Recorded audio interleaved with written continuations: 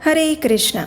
वर्ष 2025 की पहली एकादशी यानी पुत्रदा एकादशी, जो कि प्रत्येक वर्ष पौष मास के शुक्ल पक्ष में आती है। ये एकादशी हमारी वैदिक संस्कृति में अत्यंत पवित्र और फलदायक मानी गई है। शास्त्रों के अनुसार पुत्रदा एकादशी व्रत को व्रतों में श्रेष्ठ माना गया है, क्योंकि इसका पालन करने से मनुष्य के पूर्व जन्म के समस्त पापों का नाश होता है और भक्त को आध्यात्मिक परम उच्च गति का मार्ग प्रशस्त होता है। तो चलिए आज हम इसी परम पवित्र एकादशी की महिमा गान करती हुई उसी से जुड़ी हुई एक पौराणिक कथा का श्रवण करते हैं। पुत्रदा एकादशी अपने नाम के अनुसार ही उन दंपतियों के लिए अत्यधिक महत्वपूर्ण है जो संतान सुख की इच्छा रखते हैं। ऐसा कहा जाता है कि इस व्रत का पालन करके भगवान श्री विष्णु की आराधना करने से संतान प्राप्ति का वरदान मिलता है। साथ ही इस दिन भगवान की कृपा से जीवन में सुख, शांति और समृद्धि का संचार होता है। जो भी भक्त अपने कृष्ण भक्ति में प्रगति करना चाहते हैं, उन्हें भी इस एकादशी व्रत का दृढ़ता और पूर्ण श्रद्धा के साथ पालन करना चाहिए। आइए अब इस एकादशी की कथा का श्रवण करते हैं।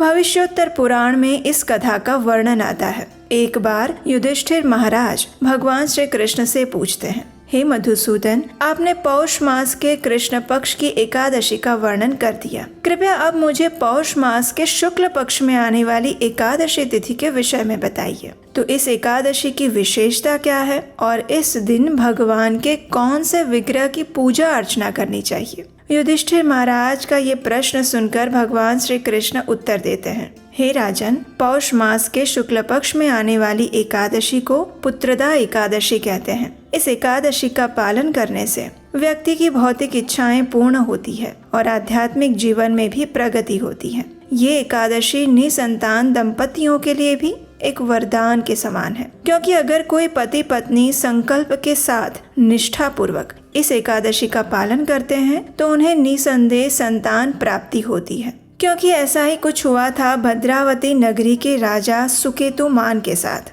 उनकी पत्नी शैब्या अत्यंत सुशील और पतिव्रता नारी थी। राजा सुकेतुमान का राज्य हर प्रकार के सुख, समृद्धि, धन और धान्य से भरा हुआ था। कमी थी तो बस एक बात की, और वो था राज्य को आगे बढ़ाने वाले वंशज की। विवाह के अनेक वर्षों के बाद भी उन्हें कोई संतान का सुख प्राप्त नहीं हो पा रहा था, और यही बात राजा और रानी को पीड़ा पहुंचा रही थी। ऐसा कौन सा उपाय किया जाए जिससे वे भगवान को प्रसन्न कर सके और उन्हें भी संतान का सुख प्राप्त हो सके। एक दिन वे दोनों अपने पितरों का तर्पण कर रहे थे और उस समय भी उनके मन में यही विचार चल रहे थे कि कुछ समय बाद उनके पितरों का तर्पण करने वाला कोई नहीं बचेगा। राजा ने मन में ही सोचा, हे प्रभु, कहा जाता है कि पुत्र के बिना विवाह जीवन व्यर्थ है। संतान की अनुपस्थिति में व्यक्ति अपने पितृ ऋण से मुक्त नहीं हो सकता। इस जन्म में पुत्र और पौत्र होना ये इसी बात का प्रमाण है कि उस व्यक्ति ने अपने पूर्व अनेक जन्मों में भगवान श्री विष्णु की आराधना और भक्ति की होगी। लेकिन मैं इतना दुर्भाग्यशाली हूँ कि अनेक प्रयास करने के बाद भी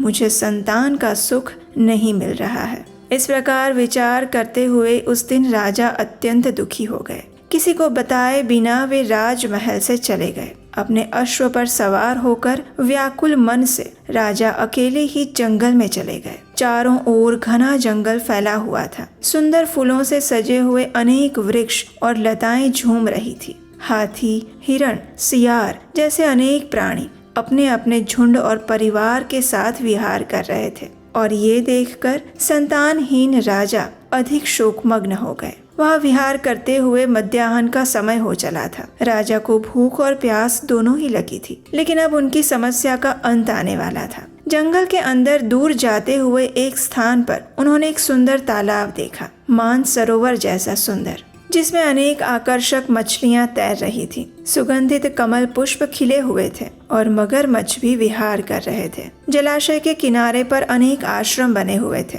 जहां अनेक तपस्वी और ऋषि रहते थे। राजा उस जलाशय के पास जाकर अपने अश्व से नीचे उतरे। वहां भगवान के नाम का जप कर रहे ऋषियों के पास गए। राजा ने उन्हें दंडवत प्रणाम किया और प्रार्थनाएं अर्पित की। राजा की विनम्रता को देखकर प्रसन्न हुए उन सभी ऋषियों ने कहा, हे राजन, आप कौन हैं? इस जंगल में किस उद्देश्य से आए हैं और हम आपकी क्या सहायता कर सकते हैं? ऋषियों की प्रेम पूर्ण वाणी सुनकर राजा द्रवित हो गए। उन्होंने अपना परिचय दिया और ऋषियों से उनका परिचय पूछा। राजा की जिज्ञासा देखकर ऋषियों ने कहा, हे राजन, हमें विश्व के 10 पुत्र अर्थात विश्वदेव के नाम से जाना जाता है। हमारे नाम है वसु, सत्य, क्रतु, दक्ष, काल, काम, ध्रुति, पुरुरवा, माद्रव और कुरु। हम इस जलाशय में स्नान करने आए हैं। कुछ ही समय में माघ मास आरंभ हो जाएगा और आज अत्यंत पवित्र पुत्रदा एकादशी है। जो भी व्यक्ति पुत्र की इच्छा रखता है उसे इस एकादशी का दृढ़ निष्ठा पूर्वक पालन करना चाहिए। ऋषियों की बात सुनकर राजा ने उत्सुकता पूर्वक कहा, हे ऋषिगण, लंबे समय से मैं एक आदर्श पुत्र प्राप्त करने हेतु प्रयास कर रहा हूँ, लेकिन अभी तक मेरे भाग्य का उदय नहीं हुआ है। कृपया मुझे पथ प्रदर्शित करें कि किस प्रकार मैं इस एकादशी का पालन करके संतान प्राप्त कर सकता हूँ। राजा की इस विनम्र प्रार्थना और तीव्र जिज्ञासा को सुनकर ऋषियों ने राजा को संपूर्ण विधि बताई। राजा सुकेतुमान ने भी नियम पूर्वक इन महान ऋषियों द्वारा बताई गई व्रत विधि अनुसार पुत्रदा एकादशी व्रत का पालन किया और अगले दिन निर्धारित समय पर द्वादशी के दिन पारण किया। ऋषियों को यथासंभव दान दिया, उन्हें प्रणाम अर्पित किए और वापस अपने राज्य में आ गए। कुछ समय बाद उनकी रानी शैव्या गर्भवती हुई और उन्होंने एक तेजस्वी सामर्थ्यवान पुत्र को जन्म दिया। इस कथा का समापन करते हुए भगवान श्री कृष्ण ने कहा, हे धर्मराज युधिष्ठिर, जो भी व्यक्ति इस एकादशी व्रत का श्रद्धा पूर्वक पालन करता है उसे इस भौतिक जगत में हर प्रकार के सुख प्राप्त होते हैं और जीवन के अंत में वो आध्यात्मिक जगत को प्राप्त कर लेता है। जो व्यक्ति इस कथा का श्रवण मात्र भी करता है उसे भी अश्वमेघ यज्ञ करने का फल मिलता है। बृहद नारदीय पुराण में धर्मराज स्वयं राजा भगीरथ से कहते हैं, संपूज्य गंधकुसुमैर्विष्णु विष्णु तिथौ नृपः जन्मायुताजितैर्पापै मुक्तो व्रजति तत्पदम्। यानी हे नृप, जो विष्णु तिथि यानी एकादशी के दिन भक्ति भाव से गंध और फूल से भगवान विष्णु की पूजा करता है, वो 1000 जन्मों के पापों से मुक्त होकर विष्णु पद को प्राप्त कर लेता है। हमारे शास्त्र बताते हैं कि एकादशी जैसी पवित्र तिथि पर किया गया कोई भी आध्यात्मिक कार्य जीवात्मा को अनंत गुना अधिक फल प्रदान करता है। श्रील प्रभुपाद भी हमेशा कहते थे कि एकादशी का पालन का अर्थ है संपूर्ण दिन में अधिक से अधिक हरे कृष्ण महामंत्र का जप करना, यानी हरे कृष्ण कृष्ण कृष्ण हरे हरे, हरे राम राम राम हरे हरे। ये महामंत्र है, यानी सभी मंत्रों में श्रेष्ठ मंत्र, जिसमें हम भगवान श्री कृष्ण और श्रीमती राधा रानी से याचना करते हैं कि वे हमें उनकी शुद्ध भक्तिमय सेवा प्रदान करें। अब देखिए, एकादशी के दिन हम उपवास करते हैं और उपवास का वास्तविक अर्थ है उप यानी नजदीक और वास यानी रहना। उस दिन अधिक से अधिक भगवान के समीप वास करना चाहिए, उसी को उपवास कहते हैं। और ये तभी संभव होता है जब एकादशी के दिन हम सदैव हरि नाम का स्मरण,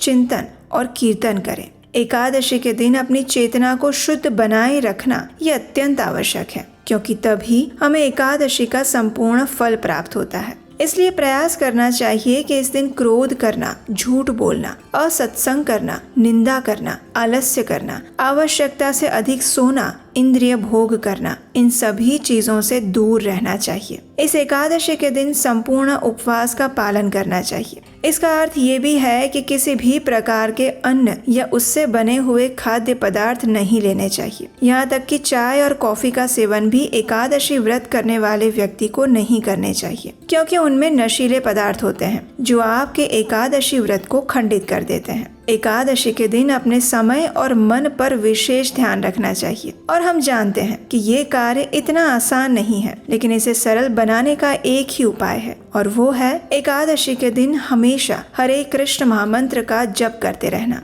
इससे अपने आप ही आप अपने मन और समय को नियंत्रित कर पाएंगे। एकादशी के अगले दिन यानी द्वादशी पर प्रातः काल में पूर्ण विधि विधान से निर्धारित समय के अंदर इस व्रत का पारण कीजिए, क्योंकि अगर पारण ना किया जाए तो ये व्रत अधूरा माना जाता है। अगर आप इस पुत्रदा एकादशी व्रत की पारण विधि जानना चाहते हैं तो हमें नीचे कमेंट बॉक्स में लिख कर बताइए। और उसे सुनने के लिए आपके अपने इस चैनल को याद से सब्सक्राइब कर लीजिए। अगर आपको हमारे द्वारा सुनाई जा रही एकादशी से जुड़ी ये पौराणिक कथाएं अच्छी लगती हैं और अगर आपको लगता है कि इनके द्वारा हम अपने वैदिक धर्म का प्रमाणभूत प्रचार करने का प्रयास कर पा रहे हैं, तो इस कार्य को आगे बढ़ाने में, आने वाली एकादशी कथाओं को बनाने में आप हमारी सहायता कर सकते हैं। स्क्रीन पर दिए गए नंबर पर अपना आर्थिक योगदान भेजकर। याद रहे, आपके द्वारा भेजा गया सहयोग हमारी वैदिक संस्कृति के प्रचार को आगे बढ़ाने में महत्वपूर्ण भूमिका निभाएगा और इससे हम अपने आने वाली पीढ़ी को